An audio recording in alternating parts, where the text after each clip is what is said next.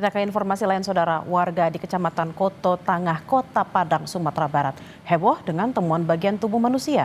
Sejumlah warga datang untuk memastikan identitas korban.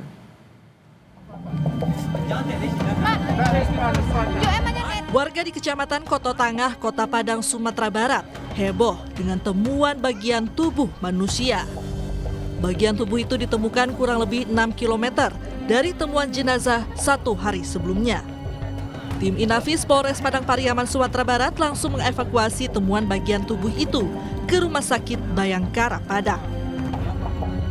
Kami berhasil mendapatkan informasi dari Polsek Koto Tangah, Polresta Padang, di mana potongan kepala ditemukan oleh nelayan di wilayah muara TPI, tempat pelelangan ikan. Dari temuan itu kondisi kepala sendiri hancur atau gimana? Dalam kondisi memar dan bengkak ya.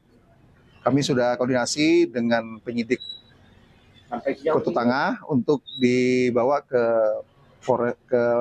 Rumah Sakit Bayangkara Padang. Sampai sejauh ini nggak ada hasil dari identifikasi dari pihak Bayangkara sendiri? Kami masih menunggu hasil resmi dari Rumah Sakit Bayangkara tentang hasil otopsinya, Pak. Untuk sementara, dugaan sementara itu mayat yang ditemukan itu udah berapa hari? Kurang lebih sudah 2 hari ya.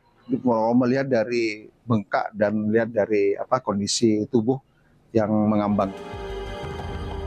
Satu persatu pihak keluarga dan kerabat datang ke RS Bayangkara Padang untuk membantu proses identifikasi korban mutilasi yang ditemukan di bantaran Sungai Batang Anai, Kabupaten Padang Pariaman. Identitas korban pun akhirnya diketahui dari cincin yang ditemukan di jari korban.